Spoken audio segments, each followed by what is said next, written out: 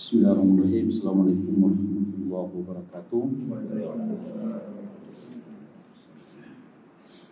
Alhamdulillahirabbil alamin. Wassalatu wassalamu ala Rasulillah wa ala alihi wa ashabihi ajmain wa ba'd. Pertama-tama kita syukur bahwa pada subuh hari ini kita bisa hadir kembali di Al-Faizin untuk subuh berjamaah. Mudah-mudahan jadi amal soleh kita yang diterima Allah Subhanahu wa taala. Amin. Bapak dan Ibu sekalian, kalau kita ingin melihat cerita Al-Quran tentang pertemuan kekuatan tekad dan kebesaran tujuan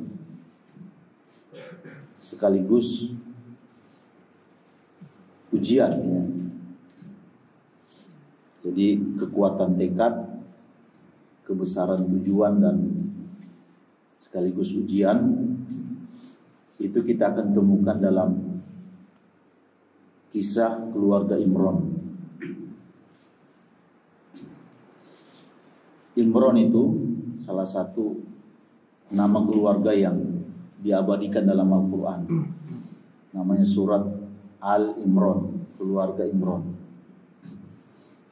Imran ini punya istri, ya. Al-Quran tidak menyebutkan namanya, tapi dia disebut dengan istri Imran. Nah, keluarga ini pekerjaan utamanya adalah menjadi pelayan Baitul Maqdis, pelayan umat. Dalam waktu yang bersamaan mereka tidak punya keturunan, sehingga kegelisahan itu muncul.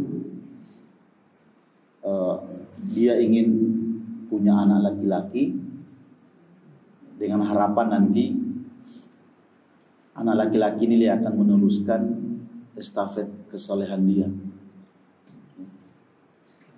Nah, karena itu kita temukan Allah mengabadikan ucapan istri, Allah mengabadikan ucapan istri Imran, ya. Inni nazartu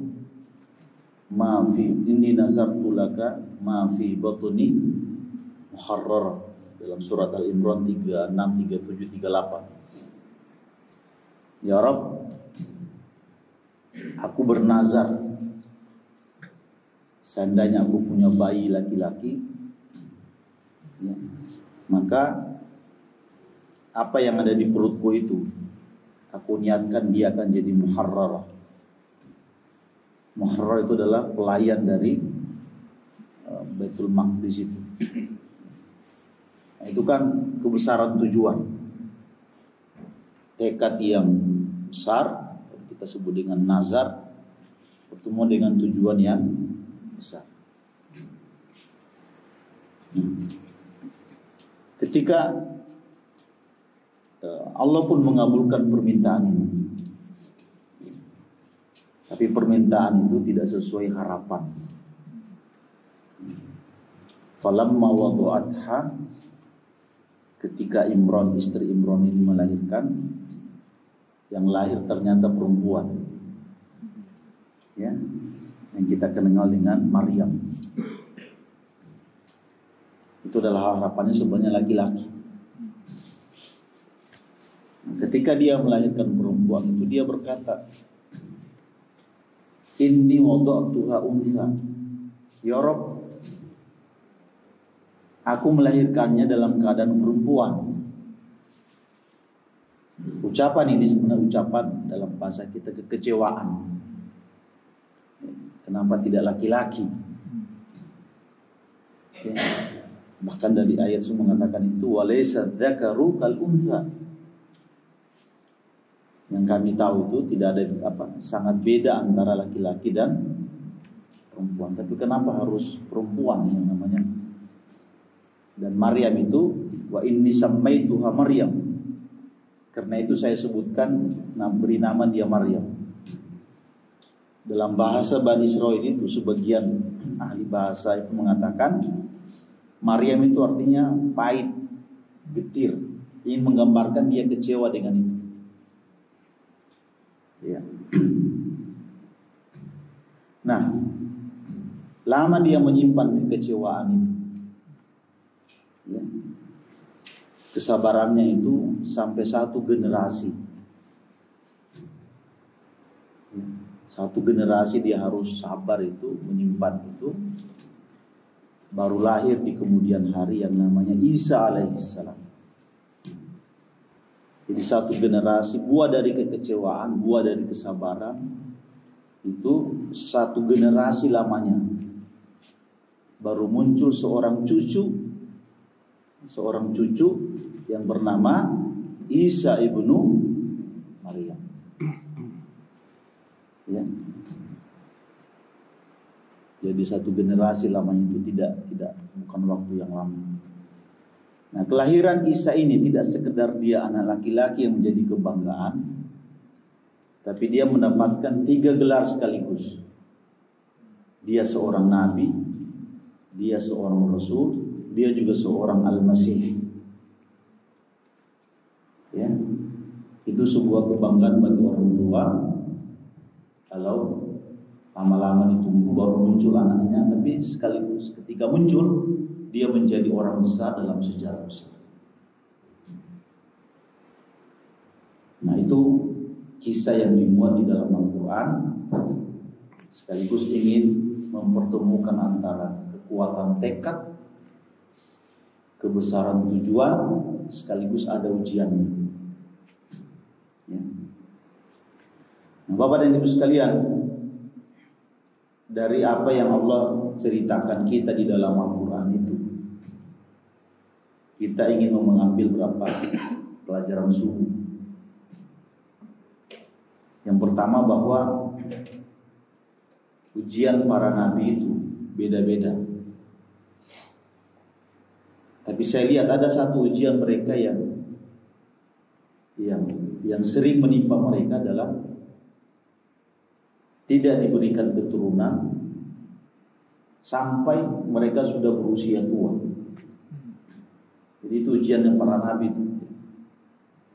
Seperti Nabi Ibrahim, kelahiran Ishak itu kan di usia dia tua. Nabi Zakaria juga begitu. Anaknya lahir ketika Yahya itu lahir ketika dia sudah tua, istri mengandung. Istri Imran juga begitu. Dalam waktu yang bersamaan mereka ingin punya keturunan. Keturunan itu tidak sekedar status, tapi pelanjut kebaikan mereka. Nah, karena itu dari situ kita bisa memahami kalau banyak orang kan biasanya minta anak itu sekedar minta anak supaya dia sebagai keluarga itu lengkap, namanya keluarga kalau tidak punya anak.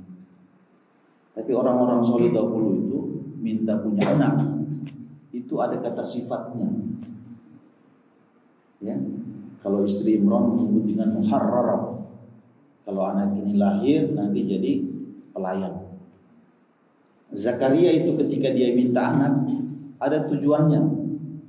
Yarithuni wa yarithu ali Yaqub, supaya anak ini mewariskan kesolehan saya dan mewariskan kesalehan kakek-kakeknya. Lahir yang namanya Yahya. Nabi Ibrahim ketika minta anak tidak sekedar minta anak, ya Allah kasih anak, tapi dikasih kata sifat. Ucapan Nabi Ibrahim ini Allah gambarkan di dalam Al-Quran, Rabbi habli minas solihin. Ya Allah berikan saya anak yang soleh. Nah, itu pelajaran yang luar biasa. Yang ketiga, nah ini ujiannya di situ. Ya. Ujiannya adalah hasil dari kesabaran itu. Kadang-kadang dia tidak datang cepat, tapi lama, bahkan harus menunggu satu generasi. Nah, kalau yang ini nih, ini cocok dengan kita. Kadang-kadang kita berharap sesuatu, mengharapkan sesuatu, tapi apa yang kita harapkan itu tidak nyambung dengan kenyataan. Nah, itu kita. Saya kira kita punya banyak obsesi, punya cita-cita, banyak keinginan di luar kan. Dikasih tapi kadang-kadang tidak nyambung dengan nyata. Maka coba ini jadikan sebagai inspirasi. Pelajaran yang terakhir, sekaligus penutup, bahwa ayat Al-Quran itu Bapak dan Ibu sekalian tidak turun di ruang yang kosong. Ya, Al-Quran itu tidak turun di ruang yang kosong. Dia adalah sejarah sekaligus pembuktian sejarah. Makanya salah satu nama dari Al-Quran itu adalah Al-Muhaimin. Al-Muhaimin adalah alat bukti dari umat-umat terdahulu. Coba misalnya ada nama surat Al-Anbiya. Apa artinya itu?